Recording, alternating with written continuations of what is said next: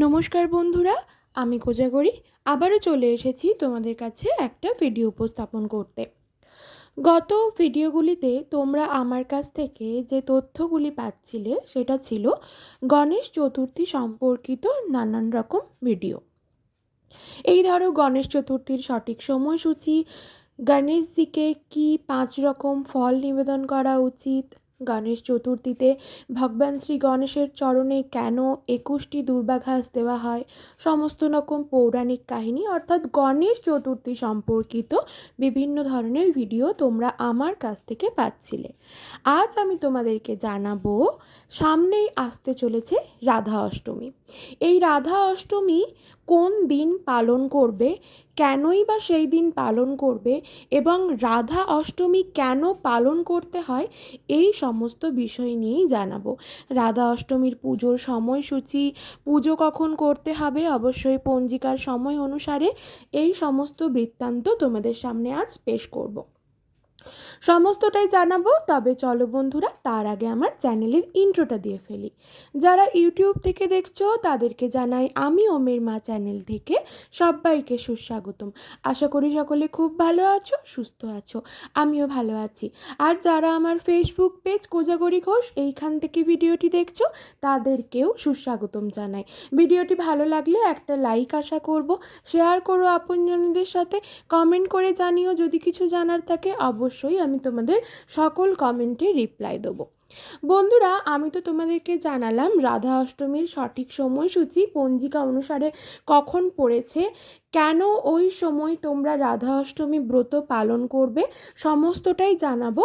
এই সমস্ত জিনিসটা কিন্তু স্ক্রিনে তোমরা দেখতে পাবে। আমি সম্পূর্ণ সময়সূচি স্ক্রিনে সুন্দরভাবে লিখে দিয়েছি তোমাদের সুবিধার্থে।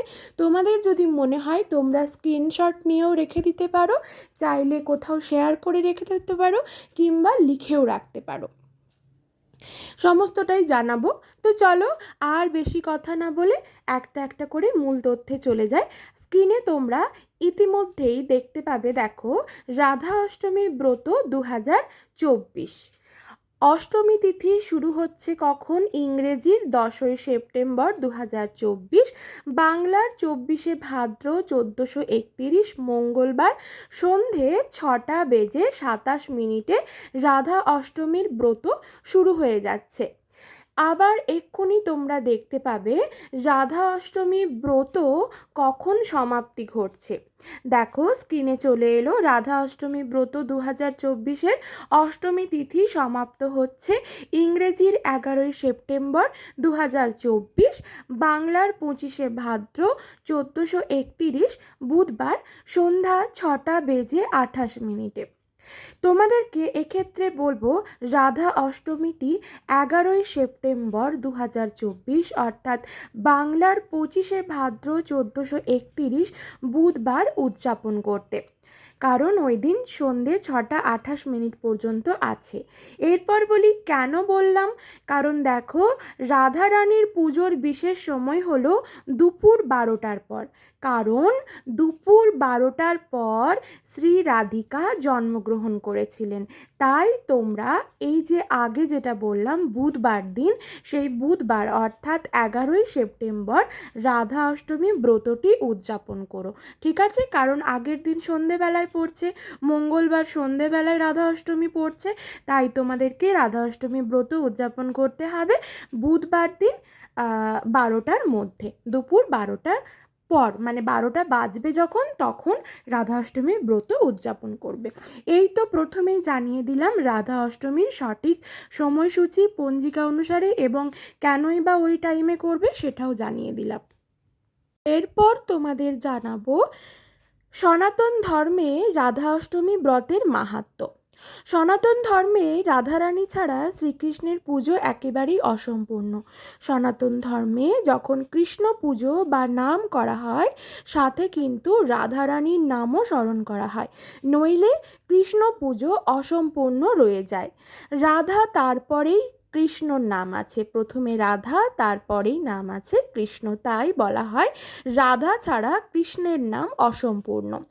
তাই কৃষ্ণ জন্মাষ্টমীর দিন 15 দিন পর রাধা অষ্টমী আসে। যারা জন্মাষ্টমী পালন করে তাদেরকে রাধা অষ্টমী পালন করতেই হয়, তবেই কৃষ্ণ জন্মাষ্টমী পালন করা তাদের সার্থক হবে। ভাদ্রপদ মাসে কৃষ্ণপক্ষের অষ্টমী তিথিতে জন্মাষ্টমী তিথি পালন করা হয়।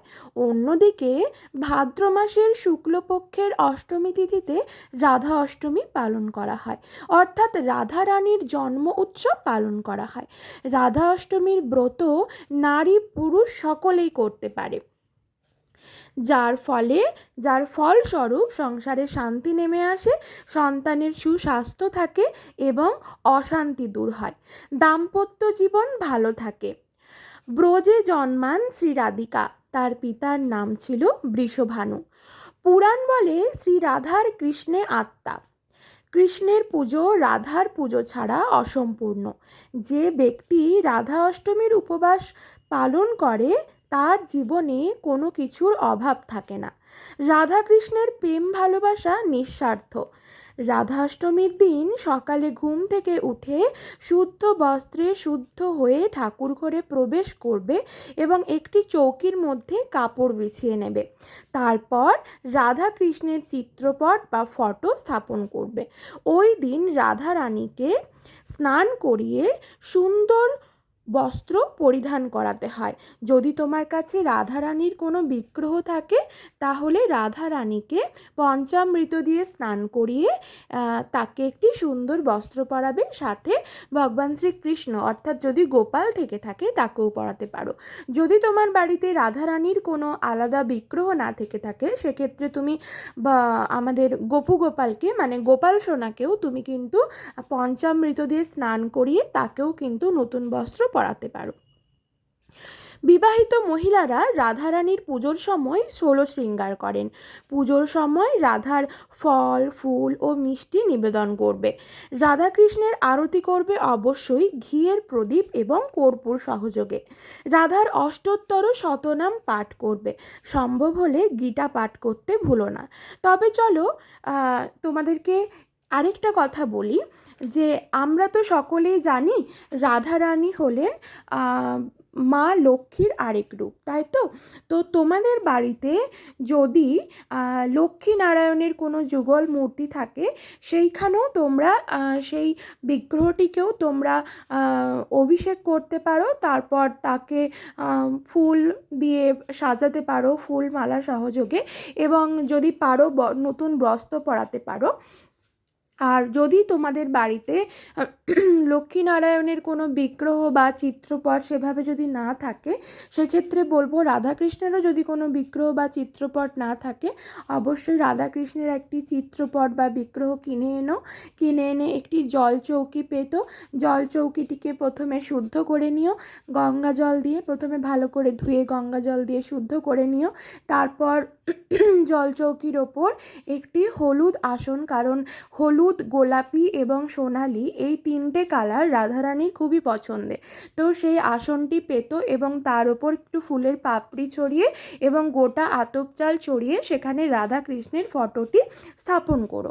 ঠিক আছে, ফটো বা চিত্রপট বা বিগ্রহ যাই বলো না কেন সেটাকে স্থাপন করো। তারপর সেখানে তোমার সাধ্য সামর্থ্য অনুযায়ী 5 রকম ফল, 5 রকম মিষ্টি, খইয়ের নাড়ু, তিলের নাড়ু, নারকেল নাড়ু, ঠিক যেমনভাবে জন্মাষ্টমীতে করো তেমনভাবে ভগবান শ্রী রাধা কৃষ্ণকে সেইখানে ভোগ নিবেদন করো এবং ভোগে অবশ্যই তুলসী পাতা দেবে এবং সেই দিন তুলসী গাছ বা তুলসী মঞ্চ ভালো করে ধুয়ে তুলসী মঞ্চও একটু ঘিয়ের প্রদীপ প্রজ্বলন করে সেখানে আরতি করবে, কারণ আমরা তুলসী মঞ্চকে রাধারানীর চোখেই দেখে থাকি, তাই তো? তো ঠিক যেমনভাবে তুমি জন্মাষ্টমী ব্রত পালন করেছিলে ঠিক তোমার মতো যথাসাধ্য তোমার সাধ্য সামর্থ্য অনুযায়ী রাধা অষ্টমী তিথিটিও পালন করো, কারণ বন্ধুরা যারা জন্মাষ্টমী তিথি পালন করে তারা যদি রাধা অষ্টমী তিথিটি পালন না করে সেক্ষেত্রে কিন্তু জন্মাষ্টমী তিথি পালন করাটা বৃথা হয়ে যায়। ঠিক আছে, কারণ কৃষ্ণের মধ্যে যে আত্মাটা সেটা হলো রাধাই। তো রাধা ছাড়া কৃষ্ণ অসম্পূর্ণ, তাই রাধা অষ্টমী অবশ্যই করতে লাগবে যারা কৃষ্ণ জন্মাষ্টমী করো। আর কৃষ্ণ জন্মাষ্টমীর সময় কৃষ্ণের কাছে যে গোমাতা তোমাদের কাছে যদি থেকে থাকে, গোমাতা যে রাখা থাকে, গোমাতাকে অবশ্যই সাদা চন্দন, একটি তুলসী পাতা এবং একটি হলুদ ফুল সহযোগেও পুজো করো, ঠিক আছে? তো তোমরা তোমাদের সাধ্য মতো রাধা অষ্টমীর পুজো করো, কারণ আমি বারবার বলছি রাধা অষ্টমীর পুজো জন্মাষ্টমী পুজো করলেও রাধা অষ্টমী পুজো যদি না করো সেক্ষেত্রে কিন্তু বৃথা যায়।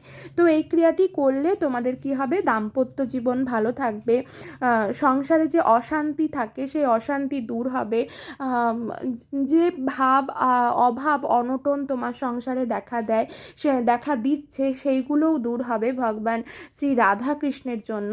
তো বন্ধুরা অবশ্যই এই ক্রিয়াগুলি করো।